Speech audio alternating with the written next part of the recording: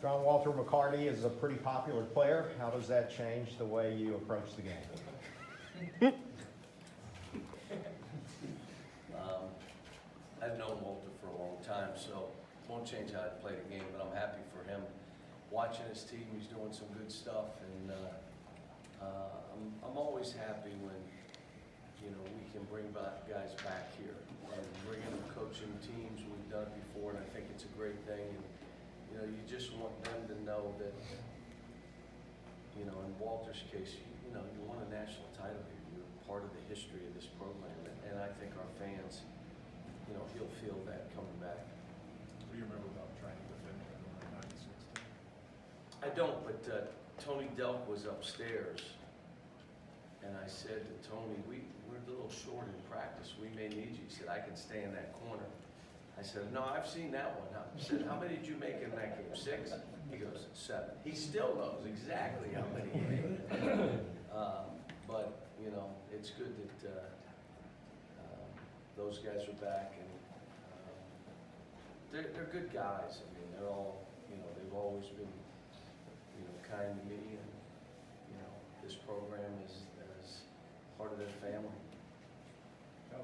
Both your guys that came out here, they talked a lot about defense and about how even the young guys have seemed to have really bought into it maybe earlier than usual. Do you sense that? Well, it's not earlier. What you had is the teams that I've had that have had a bunch of veterans come back and understand, drag other people along. When you don't have that, it's the coaches dragging that along, and that becomes a longer process. It also will take away from your offense because you're playing so hard that you'll back up, and it takes more time. But, you know, I would say having Nate talk and our guard play defensively is so good. And I said that from day one. When you can guard the ball and you have some shot blockers behind, you got a chance to be good.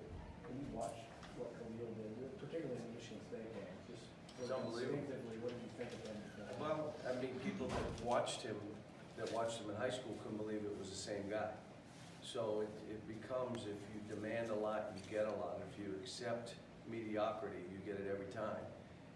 We're very demanding, and they're demanding of each other, and all of a sudden you're seeing this guy that, you know, defensively, and again, the great thing for him is when you guard that way, even if the offense isn't going, you can leave that guy in the corner because he's not, may not score a basket, he may turn it over every once in a while, but if he guards and rebounds, when he's doing both, he becomes, you know, one of the best.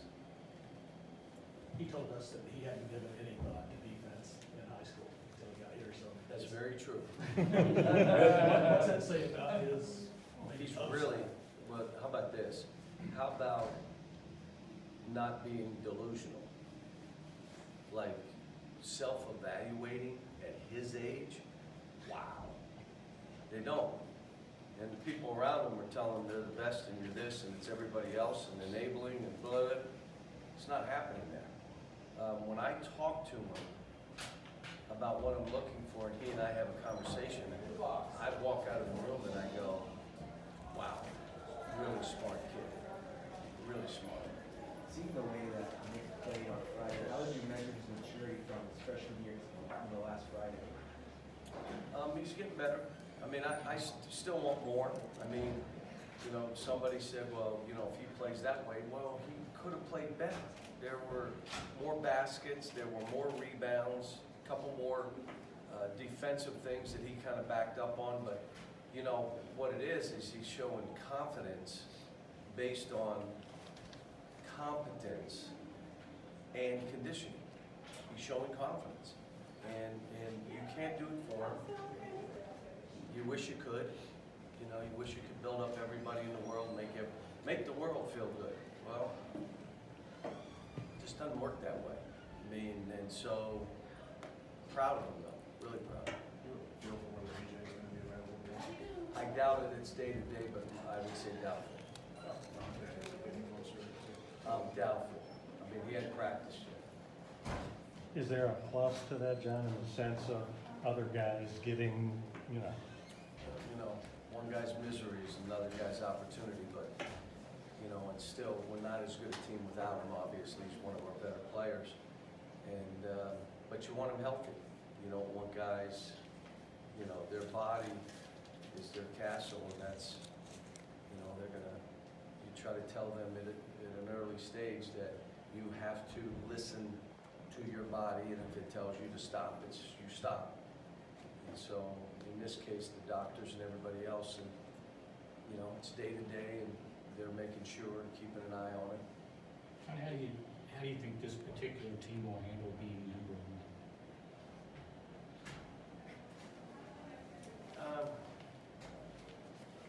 What I've seen after last game, the start of last game and how we played, if you guard and you contest shots and you'll rebound, you'll have a chance to win every game.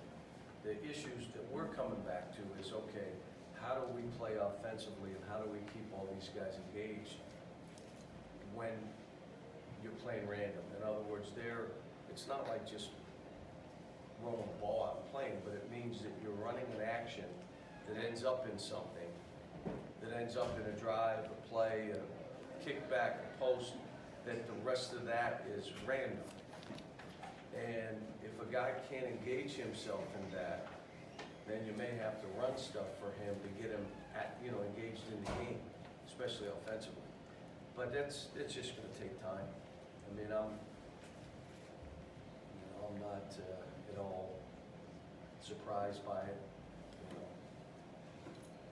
John, you recruited James Wiseman pretty hard. Any thoughts on what's going on with him and Penny and that situation? I don't really have an idea of any of the insides of it, but hope the kid can play because he's a great kid. You know, he really is. So I hope they work through it.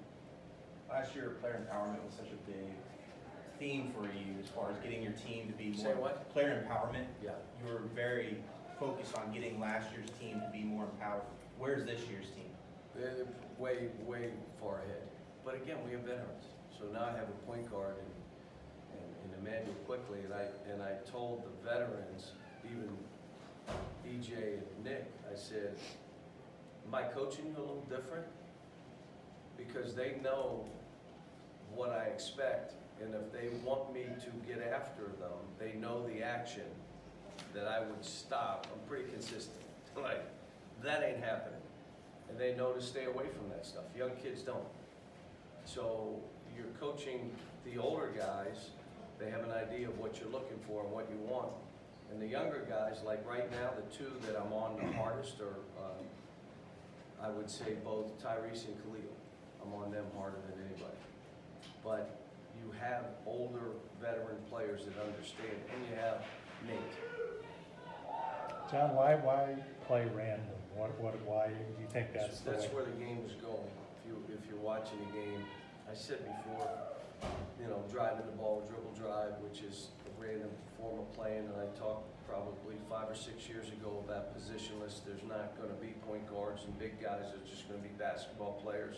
You better know how to play the game. And now what they've done is it's positionless and it's random. So they may run an action where people move, the ball moves, and then it becomes spacing. And here we go. And then it's random from that point. And that's where I see the game going. But even that being the case, these guys aren't quite ready for all the randomness of the game. It's got to be a little more structured for these guys. And so, I don't know. Look, if we play a pressing team, if you know that I'll tell my team, if they press, we're trying to score 100. That's what I've always, they press, you're not, get it in and go, we're trying to score. So the game was pretty random against Eastern Kentucky, but they pressed 40 minutes. They pressed after missed free throws. They pressed, which meant they spread the floor, which meant we had a few more turnovers than we wanted, but the game was fast. So 4 of the guys came in and said, Coach, we'd like to play that way. And I said, all right, I got to make a call. I'm going to call Eastern Kentucky, see if we can play them 30 times, because unless the defense plays that way, what if they play pack line defense? What if they play a zone? What if it's, you know, and that's why we play all kind of different teams. We want to feel a zone, we want to feel a press, we want to feel a pack line, we want to feel a team that's trying to shoot, you know, a ball at 25 seconds on the shot clock. How do we play? It's important for these guys to feel all that. How much do they have to sort of earn your trust to be able to let them go to play random? Because that means you got, every guy on the floor's got to have, sort of have your trust that when it's his Well, time. I'm going to give you a random play that Emmanuel could have never made in the last game. The ball swung to him. He was at the top. Before he caught it, he saw the lane, and he took it to his right hand and shot the runner and got fouled. I mean, there was no catch and square up and flip fake. He just caught it and went. Couldn't have done that a year ago. He would have caught the ball and squared up, and they would have jumped him in. So seeing that kind of stuff makes me feel good. But like I said, I like all these. I mean, we got great kids. I mean, they're in a great frame of mind. They want to guard. They're counting on us to figure out offensively how we play. You know, so we will see. Couple more guys. How did Brad do yesterday? He did good, and you know, he played like 14, 15 minutes. He took a charge, lunge, took a charge on a guy. We smashed their big guy in the back to make sure we could get a rebound. He tipped the ball free. He ran hard. He looked good. He missed some shots. And I told him, I said, you know, there's some guys in, if they defend, they stay in. There are other guys that if they make shots, they'll stay in longer. And you just didn't make any, you missed a couple. And said if you made one or two, you probably would have played more. But that's, you just, not to be pressured, just understand that's a situation you're in. And, but they were down 14 with 2 minutes to go.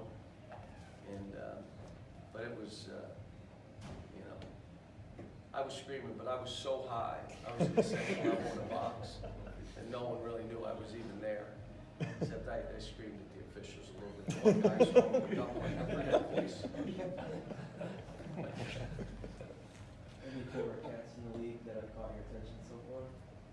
Well, a bunch of them, but you know who I'm really proud of? Devin Booker. Now, we can all talk stats, like his numbers are ridiculous. 50-some%, 50 from the 3, 90 from the 2. But how about Phoenix is 6-3? Now that makes me feel good, that he gets what he's doing is about winning. And, you know, couldn't be more proud of him. And, you know, I shouldn't start down that road because there's 30 of them that are, you know, how about PJ? Come on. I mean, this guy just did 16 last night again. I mean, he's just, you know, it shows that everybody's on a different path. You know, get yourself prepared mentally and physically. And if it's after 1, 2, or 3 years, it's like Nick right now. Nick wasn't ready to leave after year 1. He certainly wasn't ready to leave last year because he walked in and told me, I don't even want to look. I know I'm not ready. Now you look at him now and you're saying, wow, they're all on different paths and what they want to do. But no, there's a bunch of the guys. I mean, Anthony, you know, what he's doing. In my opinion, he's the best player in the league. And I know that a couple of my other guys would be mad I said not them. But I would tell you that he is a generational kind of player. He just is. And he's got the heart of a lion. He wants to win, which really means something to him. It's not just playing to him. I know it. It is. He wants to win. And it appears as he and LeBron's understanding who he is. And he's going to let him be who he is, and LeBron's being who he is. And so that could be scary too. How about Shea? I mean, don't get me started. Here's a kid. I mean, he didn't start his first 10 games here. And he did just what Tyrese just said to me. I said, you know, feeling comfortable, but you're fine, you know, blah, blah, blah. He said, Coach, I trust you. It's exactly what Shea said to me. I trust you. I know. And he, you know, here he is. You're looking at him like, woof, you know.